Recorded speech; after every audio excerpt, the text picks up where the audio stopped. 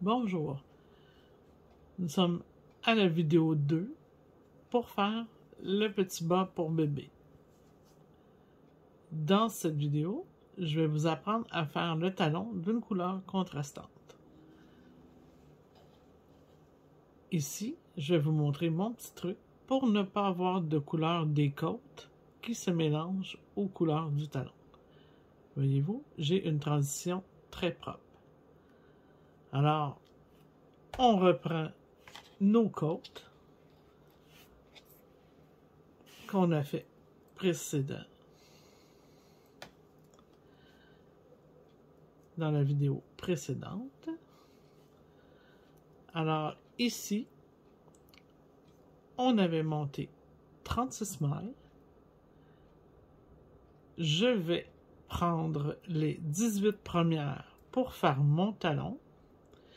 Et l'autre moitié des mailles va être divisée et répartie sur 2 aiguilles pour pouvoir tricoter mon dessus de pied lorsque je vais avoir terminé mon talon.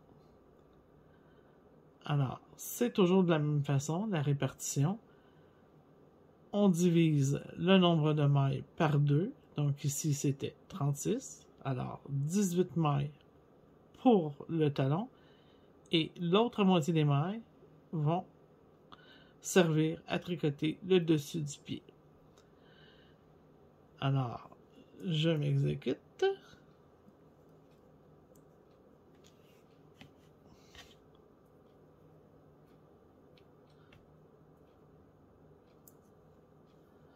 Dans la vidéo précédente, là, je vous avais expliqué que pour les petites côtes ici, c'est très important d'en avoir au moins entre 11 et 12 cm de long pour pouvoir avoir une belle aisance là, pour la jambe.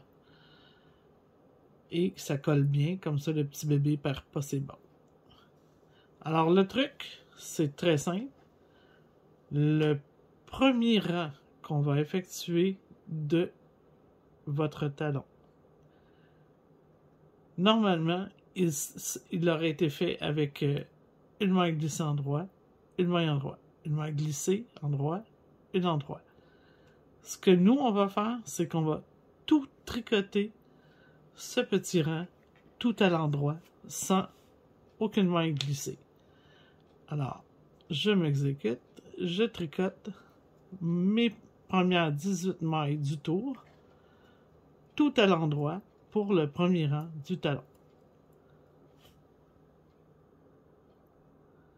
Je termine mon premier rang. Et voilà. Maintenant, pour le deuxième rang du talon, nous allons travailler sur l'envers du travail. Et on ne touche pas à celle qu'on laisse en attente. Le deuxième rang d'un patron de base est toujours le même. Je glisse la première maille à l'envers pour pouvoir faire ma lisière chaînette.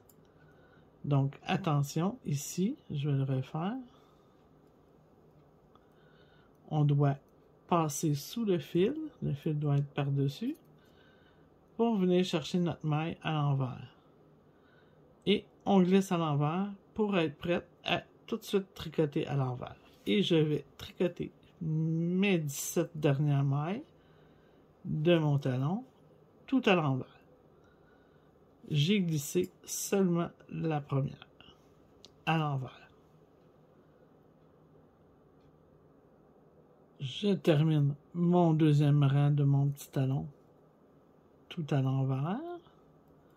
Et voilà, mon deuxième rang est terminé. Je reviens sur l'endroit du travail pour exécuter mon troisième rang. Alors, prenez-vous une petite feuille et inscrivez vos rangs. C'est très important pour ne pas perdre le fil. Comme on dit, les écrits restent, les paroles s'envolent. Alors, ici, je poursuis. Lorsque je suis sur l'endroit du travail, je dois toujours exécuter comme un premier rang sur un patron de base de bas. Ici, pour faire mon petit truc, il a fallu que je travaille d'une autre façon, mais on revient à la vraie façon. Sur l'endroit du travail, mon talon doit être, parce que je fais un talon double ici, là, en passant, avec une lisière chaînette. Donc, je glisse la première maille à l'endroit. Cette fois-ci, mon fil est derrière. Je la glisse à l'endroit et je tricote la suivante à l'endroit. Et ainsi de suite. Je glisse à l'endroit, je tricote à l'endroit. C'est que vous voyez, mon fil passe par derrière, je glisse, passe à l'arrière, va tricoter la suivante. Je glisse, je tricote. Et jusqu'à la fin du rang, je vais faire la même chose pour tous mes rangs sur l'endroit du travail. Je termine, bien entendu, par une main à l'endroit, puisque c'est un nombre pair. Je tourne. Je suis maintenant sur l'envers du travail. Je glisse la première maille à l'envers et je vais venir tricoter chacune de mes petites mailles à l'envers. Et là, on va faire bien attention, parce que sur le rang précédent, j'ai tricoté et glissé des mailles. Toutes celles que j'ai glissées sont un peu tordues lorsque je vais tricoter ce rang sur l'envers du travail. Alors, il ne faut pas les replacer. Il faut les garder comme elles sont présentement. En tricot, on appelle ça tricoter dans ce sens. On le tricote exactement dans le sens qu'il se présente. On ne change pas le sens de la maille. C'est exactement les mots que vous trouverez dans un patron. Alors, je poursuis.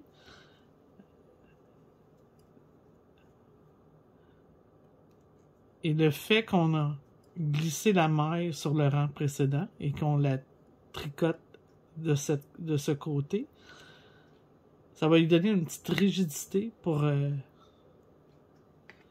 aider au talon à être un petit peu plus rigide.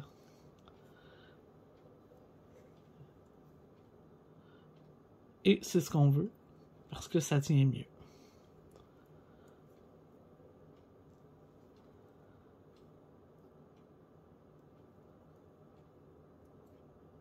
Et je tricote à l'envers la dernière maille. Donc maintenant, j'ai 4 rangs de fait sur mon talon. Je vais poursuivre jusqu'au nombre que j'ai besoin.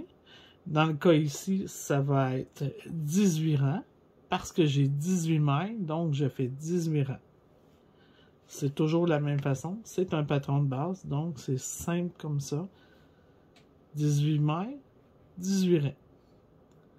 Et ensuite, on se revoit pour le talonnet. Alors, n'oubliez pas, on répète toujours les 2 derniers rangs que je viens de faire. On ne refera plus le premier rang qui était tout à l'endroit. C'était pour éviter une transition moins propre. C'est le petit truc pour le talon de couleur contrastante.